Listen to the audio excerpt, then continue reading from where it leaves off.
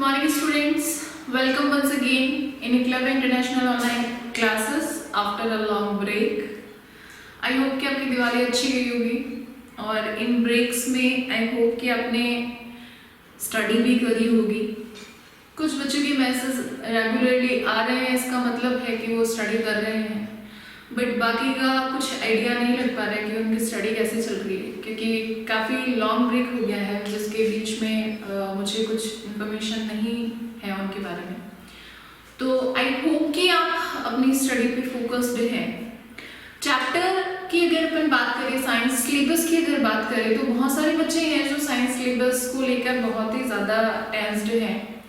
और एक मैसेज मेरे पास आया था कि 9 चैप्टर्स अभी रिमेनिंग है, तो आई डोंट थिंक सो कि 9 चैप्टर्स हैं। आई थिंक आप डिलीटेड सिलेबस को भी काउंट कर रहे हैं, क्योंकि 9 चैप्टर कैसे हो सकते हैं। केमिस्ट्री ऑलमोस्ट क्या कंप्लीट ही डन है, ठीक है। तो 5 चैप्टर्स वो सारे आप हटा दीजिए।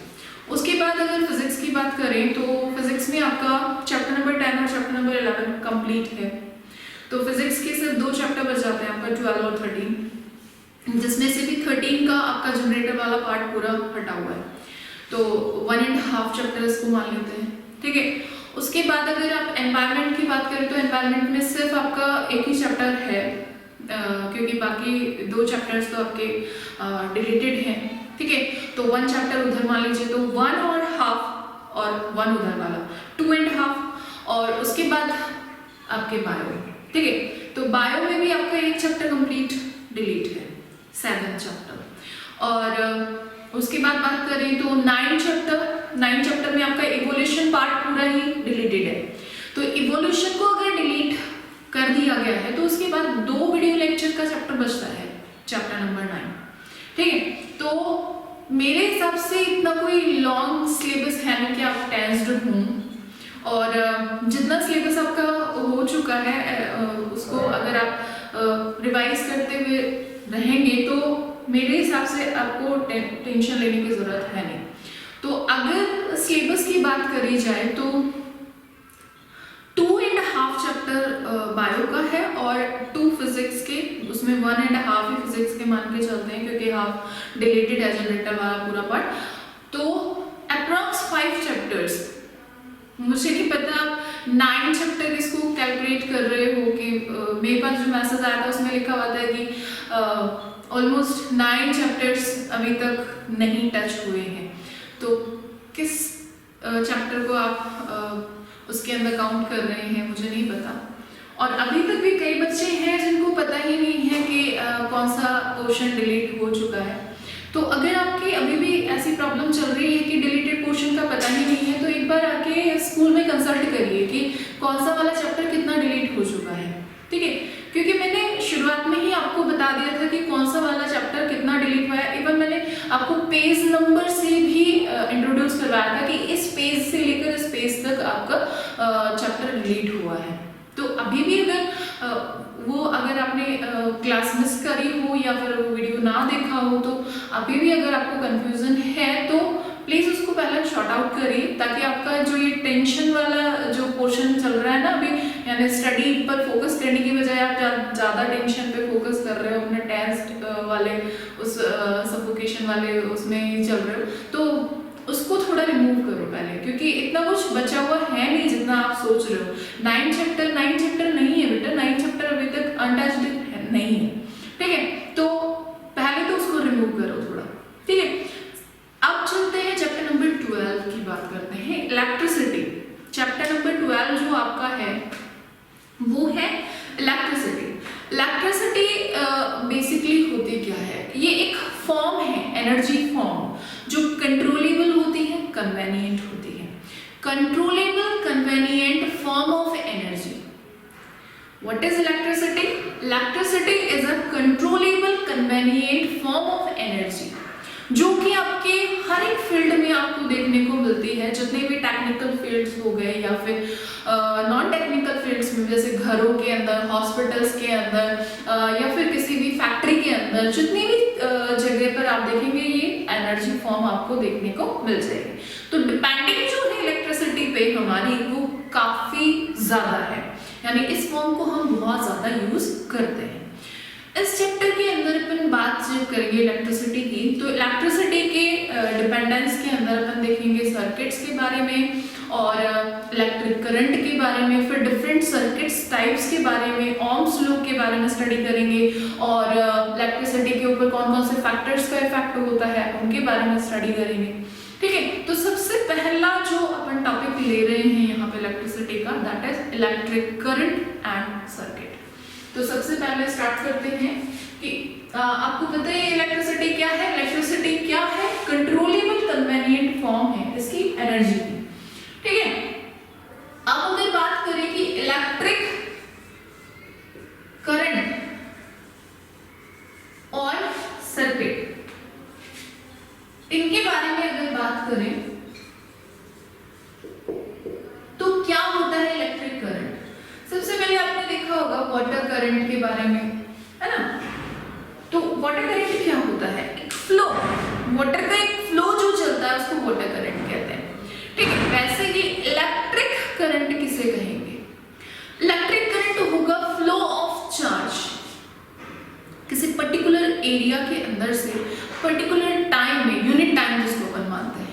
ठीक है, तो पर्टिकुलर एरिया, किसी भी कंडक्टर के पर्टिकुलर एरिया में यूनिट टाइम में जितना चार्ज पास हो रहा है, passing through a particular area in a unit time.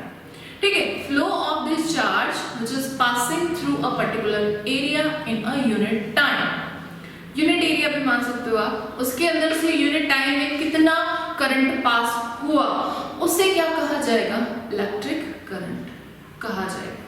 इसकी अगर सिंपल से डेफिनेशन देखें तो rate of flowing of charge, किसकी रेट? फ्लोइंग ऑफ चार्ज की रेट को क्या कहा जाता है? इलेक्ट्रिक करंट कहा जाता है। बेसिकली अगर बात करें चार्ज की, तो चार्ज के अंदर आपके दो तरीके के चार्ज होते हैं, पॉजिटिव चार्ज होता है, नेगेटिव चार्ज होता है। तो चार्ज का जो फ्लो होता है, इलेक्ट्रिक करंट के अंदर इलेक्ट्रॉन्स का फ्लो होता है, यानी नेगेटिव चार्ज का फ्लो होता है।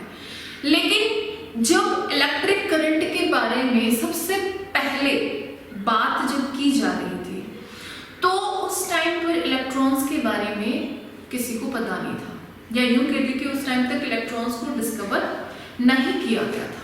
ठीक है, तो जो इलेक्ट्रिसिटी वहां पर डिफाइन की गई तो वो था चार्ज विद द टाइम। ठीक है, तो इलेक्ट्रिसिटी को क्या कहा गया? आई कहा गया, और उससे दो थिंग्स के साथ कोरिलेट किया गया कि कितना चार्ज है और कितने टाइम में वो पास हो रहा है। That is known as electricity, जिसे एम्पियर में डिफाइन किया जाता है। ठीक है, फिर दूसरी थिंग ये है कि जब इलेक्ट्रिसिटी पास होती है तो कोई ना कोई पाथ होता होगा जिससे वो पास होती होगी। तो उस पाथ को, एक क्लोज्ड पाथ जिसमें से इलेक्ट्रिसिटी पास हो रही होती है, इलेक्ट्रिक करंट पास हो रहा होता है, एक continuous closed path from which electric current is passing, उसे क्या कहा जाता है? सर्किट। क्या बोलते हैं उसे? सर्किट बोलते हैं।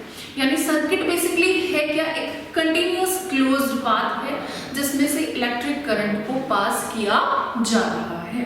वो क्लोज्ड पाथ आपका क्या कहलाता है? सर्किट कहलाता है। ठीक है, तो आपको पता है कि भी अपन ने बात करी अभी थोड़ी देर पहले कि भी इलेक्ट्रॉन्स की डिस्कवरी की नहीं गई थी उस टाइम तक। तो इलेक्ट्रॉन्स की डिस्कवरी अगर नहीं की गई थी तो जाहिर सी बात है उन्होंने किसको माना होगा? पॉजिटिव चार्ज के फ्लो को माना होगा। किसकी फॉर्म में? इलेक्ट्रिसिटी की फॉर्म में।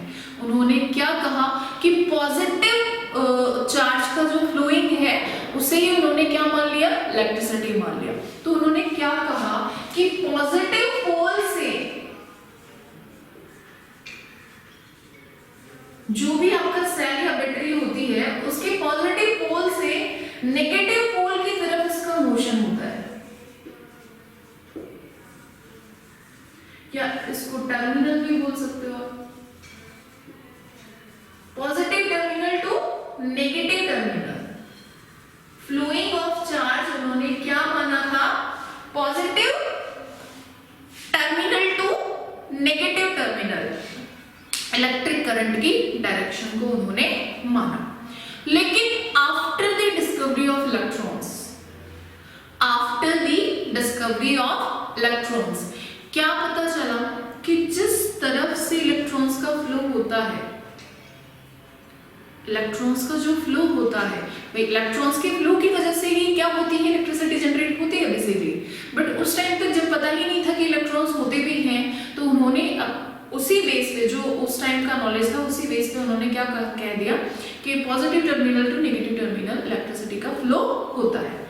लेकिन उस थियरी को चेंज किए बिना, उस थियरी को चेंज किए बिना जो स्टार्टिंग में दी गई थी कि इलेक्ट्रिसिटी का flow will be from positive terminal to negative terminal of the circuit, तो उस थियरी को चेंज किए बिना क्या कहा कि जो इलेक्ट्रॉन्स का फ्लो होता है वो अपोजिट फ्लो होता है इलेक्ट्रिसिटी का, यानी इलेक्ट्रिसिटी का फ्लो जो हो रहा होता है पॉजिटिव टू नेगेटिव, इलेक्ट्रॉन्स का फ्लो किधर हो रहा होता है, नेगेटिव टू पॉजिटिव, राइट। भाई आपको भी पता है कि नेगेटिव, जिसके पास नेगेटिव होगा वही तो नेगेटिव दे सकता है, तो नेगेटिव टर्मिनल के पास इलेक्ट्रॉन्स की अमाउंट जो होती है वो ज्यादा होती है, तो इलेक्ट्रॉन्स का फ्लो किधर से होता है, negative terminal to positive terminal होता है। लेकिन इलेक्ट्रिसिटी का फ्लो जो उन्होंने स्टार्टिंग में दे दिया था वो क्या था कि positive terminal to negative terminal electricity का फ्लो होता है। तो एक स्टेटमेंट आ गया, फिर उसके बाद क्या आया कि जो इलेक्ट्रिसिटी का फ्लो होता है उसके अपोजिट इलेक्ट्रॉन्स का फ्लो होता है। किसी भी इलेक्ट्रिक सर्किट के अंदर जब इलेक्ट्रॉन्स के फ्लो और इलेक्ट्रिसिटी के फ्लो को कंपैरिजन किया जाता है तो उनकी डायरेक्शन दोनों की क्या होती है, अपोजिट डायरेक्शन होती है। जिधर से इलेक्ट्रॉन फ्लो कर रहे होते हैं उसके अपोजिट डायरेक्शन में से आपको किसका फ्लो मिल रहा होता है, इलेक्ट्रिसिटी का फ्लो मिल रहा होता है, ठीक है। तो जाहिर सी बात है उन्होंने कहा कि positive terminal to negative terminal आपकी इलेक्ट्रिसिटी पास हो रही होती है, तो इलेक्ट्रॉन्स आपके negative terminal to positive terminal जा रहे होते हैं। अब बात आती है कि इलेक्ट्रिसिटी कैसे पता करेंगे कि कितनी इलेक्ट्रिसिटी, कितना चार्ज उसके अंदर फ्लो हो रहा है। तो नेट चार्ज जो फ्लो होता है विद द टाइम उसे कहा जाता है करंट। क्या बोलते हैं उसे, करंट, और उसे डिफाइन करते हैं अपन किससे, आई से। I is the current. तो इस करंट को किस तरीके से डिफाइन करेंगे आप, total flowing charge with the time, कितने टाइम में कितना चार्ज फ्लो हुआ उसे क्या कहा जाएगा, उसका करंट कहा जाएगा। अब आपको पता है कि टोटल चार्ज का मतलब क्या है, नंबर ऑफ इलेक्ट्रॉन्स, कितने इलेक्ट्रॉन्स फ्लो हुए, that is known as a total charge. उसे क्या कहा जाएगा, टोटल चार्ज कहा जाएगा। तो Q इज इक्वल टू आपका अगर NE है तो इस वाले फॉर्मूले को आप क्या लिख सकते हो, current will be equal to NE divided by T। लीजिए दोनों चीजों से आप इसे निकाल सकते हो कि I is equal to Q by T। अगर चार्ज आपको दिया हुआ है तो डायरेक्टली आप इनपुट कर दीजिए, और अगर आपको नंबर ऑफ इलेक्ट्रॉन्स दे रखे हैं तो उसको भी आप इसके अंदर पुट कर सकते हो। अब जो इलेक्ट्रिक चार्ज होता है, इलेक्ट्रिक चार्ज का जो यूनिट अगर बात करें तो यूनिट ऑफ इलेक्ट्रिक चार्ज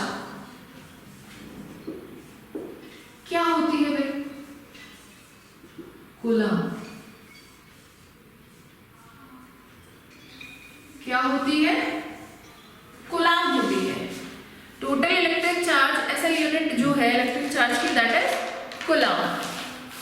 अब कूलम किसके इक्विवेलेंट होता है, 1 कूलम की अगर बात की जाए तो कूलम इक्विवेलेंट होता है आपके 6 × 10⁻18 इलेक्ट्रॉन्स के चार्ज के, 6 × 10⁻18 इलेक्ट्रॉन्स के चार्ज के, यानी ये n हो गया आपका।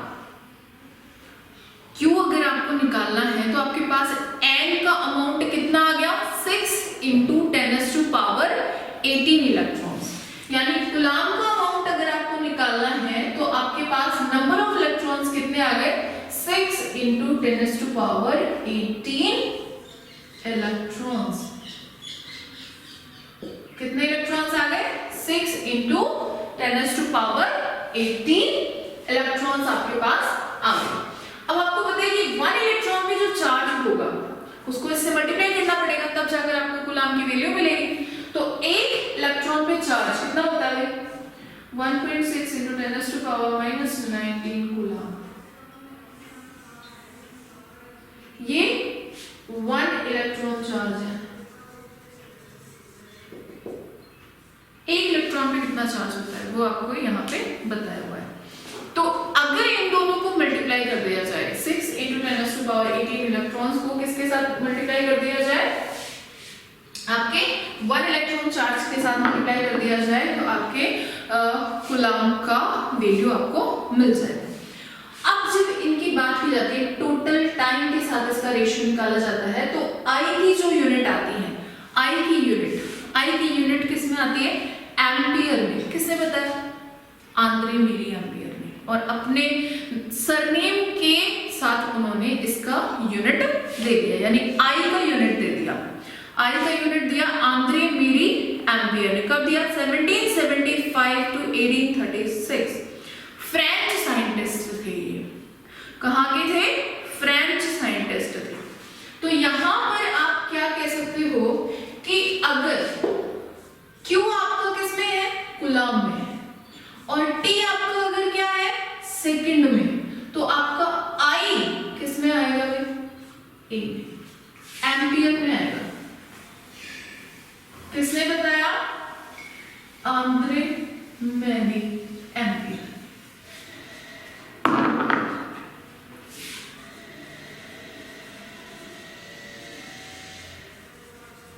आंद्रे मिली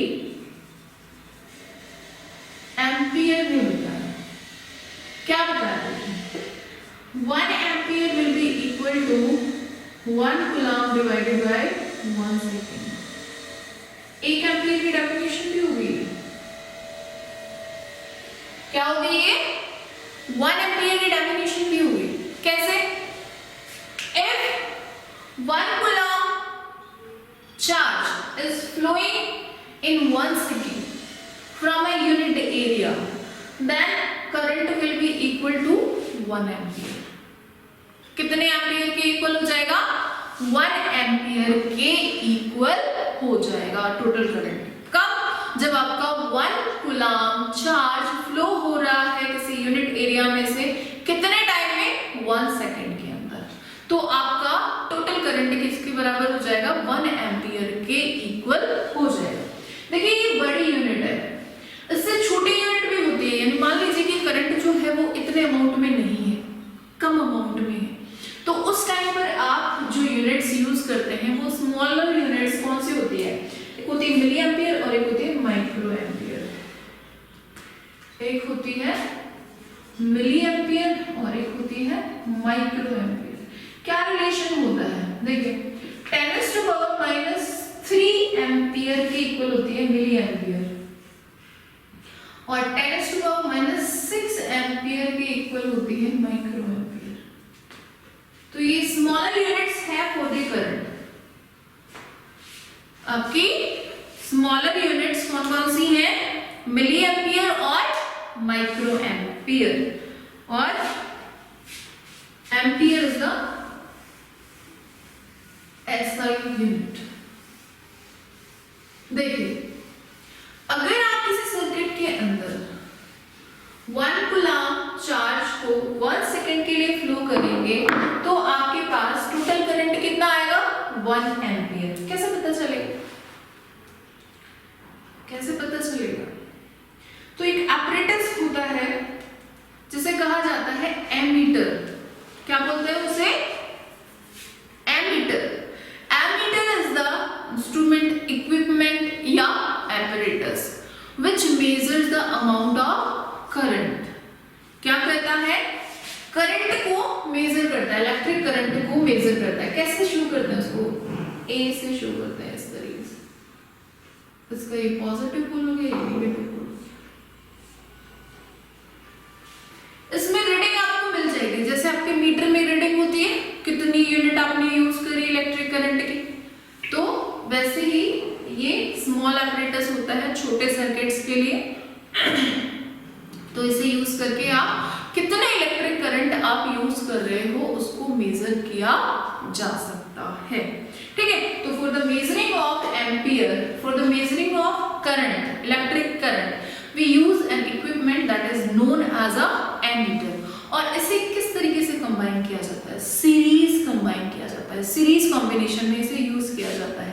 देखिए एक इलेक्ट्रिक सर्किट आपको दिया हुआ है, नॉर्मल इलेक्ट्रिक सर्किट है जिसमें आपको यूज करना है एक सेल, एक इलेक्ट्रिक बल्ब, एमीटर और एक लगानी है की, प्लग की, और उसको लगाकर आपको बनाना है एक सर्किट। तो उसमें आपको पता चल जाएगा कि एम्पियर किस तरीके से कंबाइन होगा। ठीक है, तो चलिए बनाते हैं एक सर्किट, नॉर्मल सर्किट।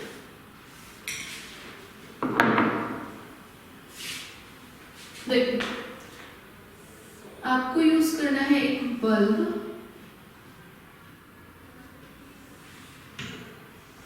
एक यूज करना है एमीटर,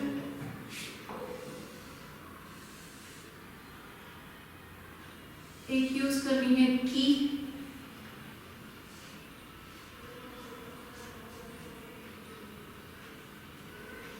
ठीक है, और एक यूज करनी है बैटरी या सेल दिया हुआ सेल।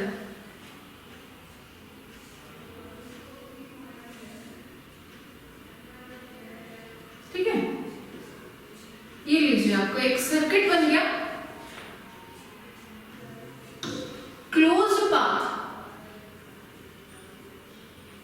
ठीक है, closed path, continuous closed path in which electric current will pass, that is known as a circuit। तो इस सर्किट में देखिए आप थोड़ी देर पहले अपने बात कर रही थी कि इलेक्ट्रिक करंट का फ्लो अपन किससे किधर मानते हैं? Positive terminal to negative terminal. तो यहां से फ्लो मानेंगे इस तरीके से, और यहां लिख देंगे आई।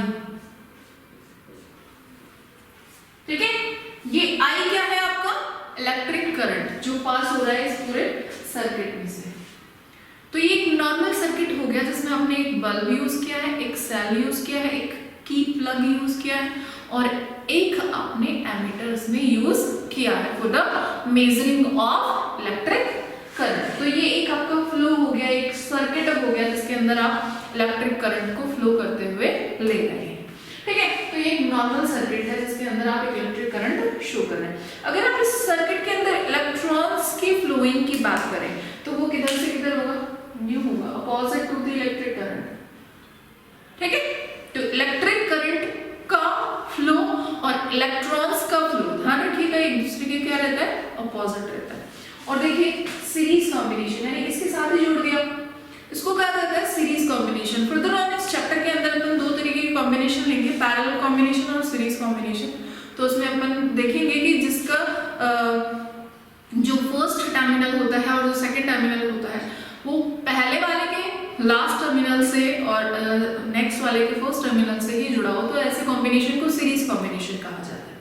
और अगर दोनों के फर्स्ट और दोनों के लास्ट एक साथ कंबाइन होते हैं तो फिर वो पैरेलल कॉम्बिनेशन कहलाता है। वो फर्दर ऑन इस चैप्टर का टॉपिक है, तो उसके अंदर अपन बात करेंगे। फिलहाल आप ध्यान रखिएगा कि इसका कॉम्बिनेशन कैसा होता है? सीरीज कॉम्बिनेशन में रहता है। एमीटर को कौन से कॉम्बिनेशन में लगाया जाता है किसी भी सर्किट में? सीरीज कॉम्बिनेशन में इसे लगाया जाता है। नेक्स्ट टॉपिक जो आपका है इलेक्ट्रिक पोटेंशियल और इलेक्ट्रिक डिफरेंस।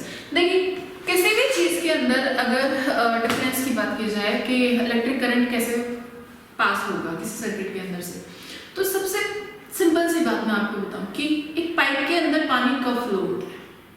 जब दोनों टर्मिनल्स के ऊपर डिफरेंस हो वाटर लेवल का, अगर दोनों तरफ वाटर लेवल सेम होता है तो क्या पानी फ्लो हो पाएगा? नहीं होगा।